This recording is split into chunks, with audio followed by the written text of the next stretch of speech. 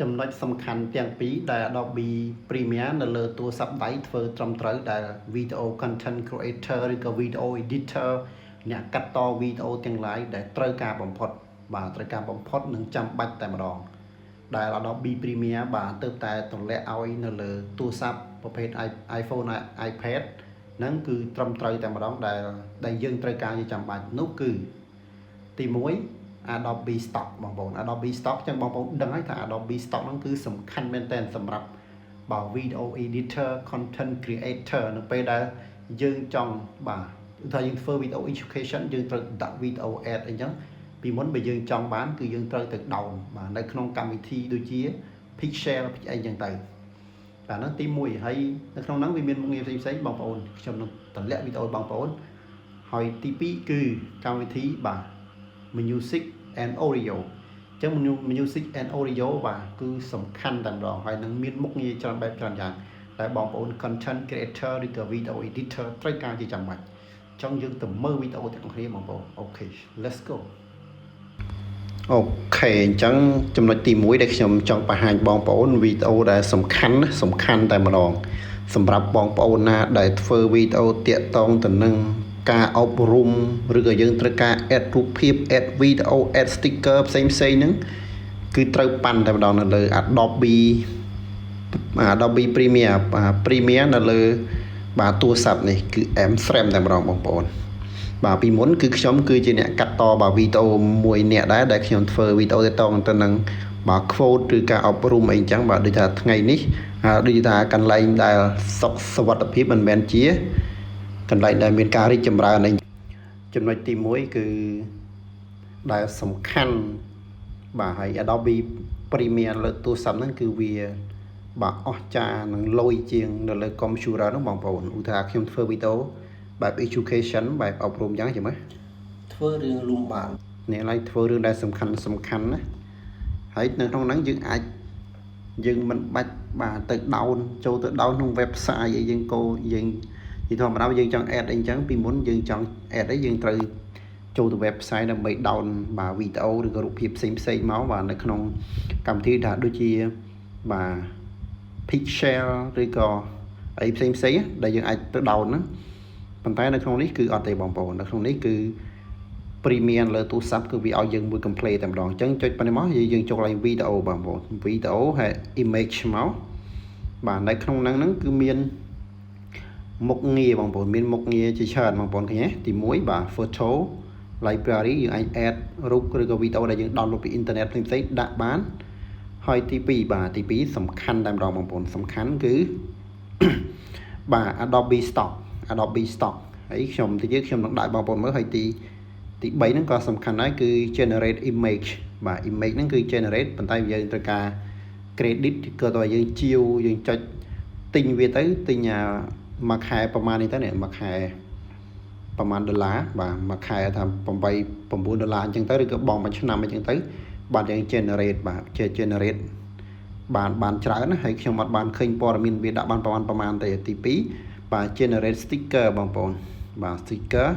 ហើយនឹងទី4នេះគឺ generate video តែម្ដង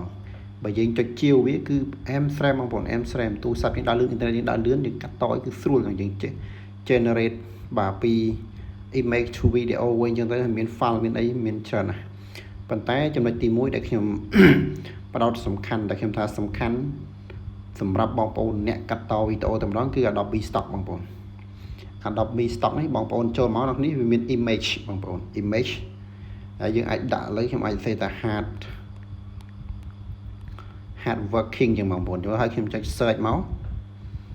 ឲ្យត្រូវនឹងប្រធានបទយើងតែកន្លែងដែលស្រួលគឺថាប៉ុណ្ណឹងមក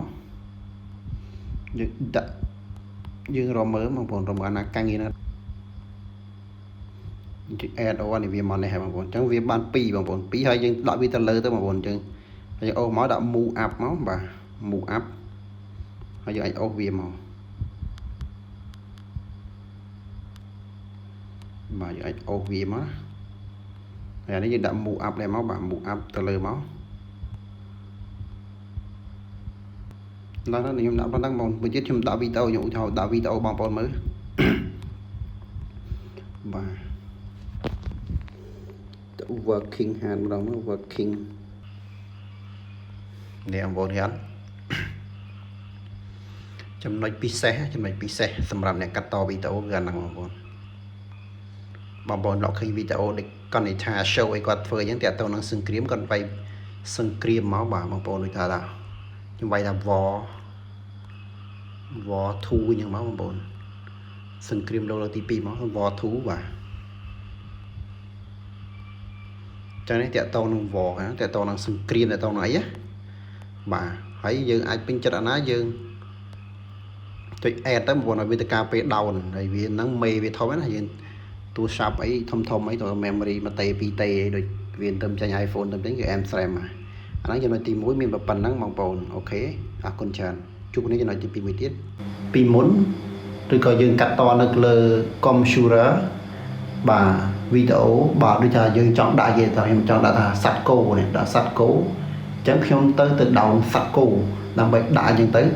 ឬក៏យើងធ្វើឧទាហរណ៍ផ្សេងដូចវីដេអូកនិច្ឆា show អញ្ចឹងគាត់និយាយអំពីសង្គ្រាមអញ្ចឹងគាត់ដាក់បាទរូបភាពឬក៏វីដេអូទាំង lain ហ្នឹងគឺយើងត្រូវចូលទៅ down តាម website ផ្សេងអញ្ចឹងទៅឧទាហរណ៍ដូចជាបាទ website Pixel អញ្ចឹងទៅយើងអាច download ជារូបភាពនិងវីដេអូដោយ free បាទយកមកប្រើប្រាស់ប៉ុន្តែនៅក្នុង Adobe បាទ Premiere នៅក្នុងទូរស័ព្ទនេះគឺវាឲ្យមុខងារយើងមួយគឺហៅថា Adobe Stock បងប្អូន Adobe Stock យើងបងប្អូនអ្នកកាត់តវីដេអូអ្នក design គឺស្គាល់ហើយ Adobe Stock ហ្នឹងគឺជាបាទកន្លែងដែល stock នៅរូបភាពទាំង lain ដែលតាក់ទងទៅនឹងការ design ហើយផ្សេងរូបភាពទូទៅតែម្ដងមានគ្រប់បែបគ្រប់យ៉ាងហើយនឹង Adobe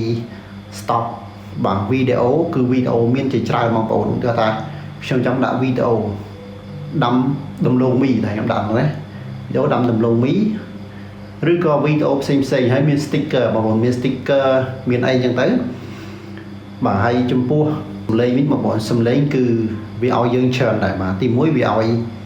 បាទសំឡេងដែលយើងចូលទៅធ្វើហ្នឹងចាំបងប្អូនចូលមើលទៅគឺមានសំឡេងបាទមានសំឡេងជាច្រើនដែលយើងអាចសំឡេងជាយើង generate ក៏បានយើង generate យើងដាក់ថាកូនក្មេងយំក៏បានឬក៏យើងធ្វើអីតាមអ្វីដែលយើងចូលចិត្តបាទនេះគឺជាតម្រូវការរបស់អ្នកកាត់តវីដេអូទាំង lain បាទគាត់ថានៅក្នុងហ្នឹងវាបាត់កម្មវិធីបាទ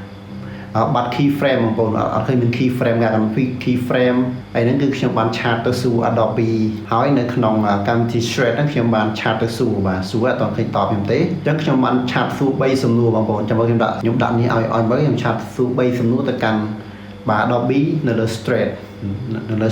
បាទអញ្ចឹងដើម្បីកុំឲ្យខាត់ពេកយើងចូលទៅមើលវីដេអូរបស់គ្នាបាទវីដេអូដែលខ្ញុំចង់បង្ហាញបងប្អូនបាទបងប្អូនគួរតែលុបចោលទៅខាត់ជប់ប្រើទៅបងប្អូនហើយគាត់ថា transition នៅក្នុង Adobe ទៅលើទូរស័ព្ទវារៀងតិចហ្នឹងបងប្អូនរៀងតិចអូខេ let's go ចំណុចទី2បងប្អូនអញ្ចឹងតាក់ទងទៅនឹងបាទ music and audio បងប្អូនអញ្ចឹងនេះស្ថិតជាចំណុចសំខាន់ក្នុងការកាត់តវីដេអូដើម្បីវីដេអូយើងមានគុណភាពអ្នកមើលនឹងគេមើលហើយគេឮភ្លេងឬអីយើងការ design យើងឲ្យវាលុយអញ្ចឹងក្នុងនេះខ្ញុំគាត់តែជាធ្វើការឧទាហរណ៍ទេបងប្អូនហើយនៅក្នុង audio music and audio ហ្នឹងមានបាទ soundtrack បងប្អូនទី1គឺ soundtrack ទី2 voice over ទី3 sound effect បាទទី4នេះគឺ generate sound effect បាទមាន generate sound effect ទៀតបងប្អូន M-SRAM ទាំងហ្នឹងហើយមាន extract audio បាទ extract ហ្នឹងគឺពលាត audio វាពេញវាវែងណាហើយយក music វាបទចម្រៀងរបស់យើងហើយនឹង file ដែលយើង download ហ្នឹងបទចម្រៀងដែលយើង download ទី1បងប្អូនទី1គឺ M-SRAM តែម្ដងបាទនេះនៅក្នុងនេះយើងអាចជ្រើសរើសបងប្អូនឧទាហរណ៍នៅលើមាន mood បាទមាន mood យើងអាចជ្រើសរើសគេបែបទី1 angry បាទបែបខឹងបែបអីចឹងមកបាទបែប dramatic បាទ dynamic epic បាទ festive បាទ festile បាទ happy mellow អីហ្នឹងគឺមានច្រើនបងប្អូនឥឡូវខ្ញុំសុំយកបែបបាទ dramatic មួយបងប្អូនហើយយើងចុចនេះមកហើយនឹងវា load ឲ្យយើងបងប្អូនអត់ហើយក្នុងនេះយើងអាច play បានយើងស្ដាប់មើល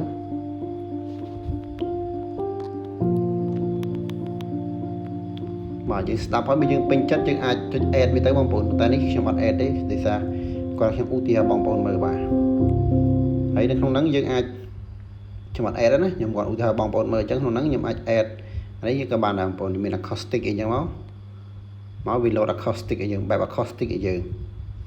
បាទហ្នឹងចំណុចទី1បងប្អូនទី2គឺ voice over បងប្អូនយល់ហើយគឺការបញ្ចូលសំឡេងដល់ពេលយើងថតវីដេអូយើងយកមកបញ្ចូលសំឡេងហ្នឹងគឺហៅថា voice over នេះអត់នេះឡើយយើងចុចមកយើង tap មកយើងនិយាយថាឡើយខ្ញុំអត់ទេបាទបន្ទាប់មកទៀតនេះគឺ sound effect បងប្អូនបាទមាន effect ច្រើនណាស់បងប្អូននេះ effect មានបាទមាន bird មាន beat price មាន whoosh នេះណាមានច្រើនណាស់ចឹងបងប្អូនពេញចិត្តមួយណាប្រើមួយហ្នឹងទៅបាទសម្រាប់អ្នកកាត់តវីដេអូគឺ M-Frame ទី4គឺ generate sound បាទ effect បាទអានេះយើងអាចជ្រើសរើសបានយើងអាចដាក់ថាbaby បាទ baby cry ជាមួយ baby cry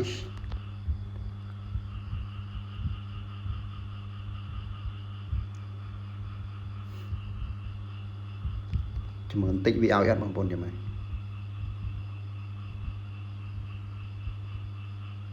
អូឲ្យហ្នឹងបងប្អូនប្រាប់